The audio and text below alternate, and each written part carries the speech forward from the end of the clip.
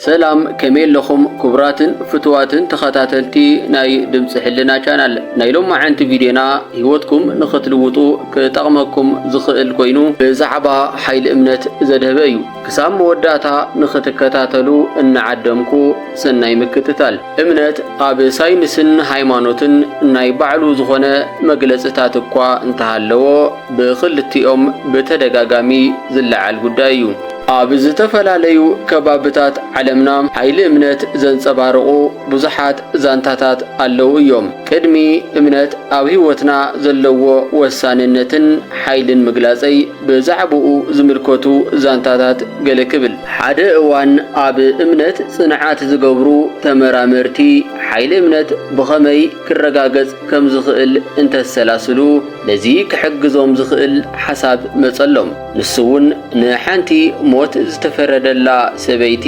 ምርምር ከካይዱላ ወሰኑ ነታ ሞት ዝተፈረደላ ሰበይቲ እዚ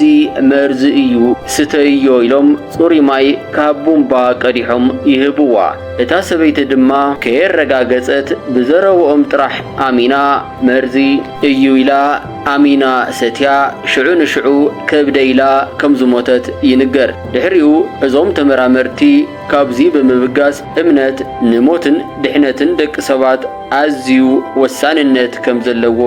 በተግባር ከረጋግጹ ካሉ እታ ሰበይቲ ዝሞተት ናይ በሓቂ መርዚ ዝኣተወ ማይ ሰትያ ዘይኮነስ በአእምሮኣ ክቐትል ይኽእል እዩ ኢላ ስለዝሓሰበት እዩ ስለዚ ካብዚ እንመሃሮ ነገር እንተሃለወ ጥዕናን ድሕነትን ጥራሕ ዘይኮነስ ኣብ ህይወትና ዘድልየና ነገር ኩሉ ኣብ እምነትና ዝተደረኸ ምዃኑ እዩ ኣብ ዕለታዊ መነባብሮና ዝጀመርናዮም ስራሕትታት ክሳኽዑ ከም ዝኽእሉ እምነት እንተሃልዩና ብቐሊሉ ክሳኽዑሉ ዝኽእሉ ኩነታት ኣዝዩ ሰፊሕ እዩ መብዛሕትኡ ግዜ ዕዉታት ዝኾኑ ሰባት ኣብ ኩሎም ዝተዋፈሩሎም ስራሕትታት ልዑል እምነት ከም ዘለዎም በተደጋጋሚ ባዕሎም ዝምስክርዎን ዝተፈላለዩ ሳይንሳዊ መጽናዕትታትን ዝሕብርዎን እዩ ወዲ ሰብ እምነት ክህልዎ በሃይማኖትን በሳይንስን ቅቡል እዩ እምነት ክብል እንተለኹ ግን አምልኮት ማለተይ ዘይኮነስ ተሰሪሑ ነገራት ከም ዝሳኽዑ አቀዲሙ ምእማን እዩ ዝኾነ ሰብ ዝመረጾ ሃይማኖት ይከተል ብዘይገድስ ዝሰርሖም ነገራት ከም ዝሳኽዑ ግን አቀዲሙ እምነት ክህልዎ ኣለዎ ትምህርትውን እንተኾነ እንድሕር አቀዲምና ክርድአና ይኽእል ይልና እምነት ዘይነሕደር ተኾይና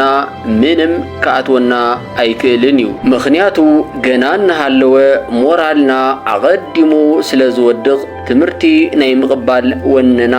ኣዝዩ ስለዝቕንስ እዩ ኣብ መወዳእታ ክብሎ ዝደሊ ነገር እንተሃለወ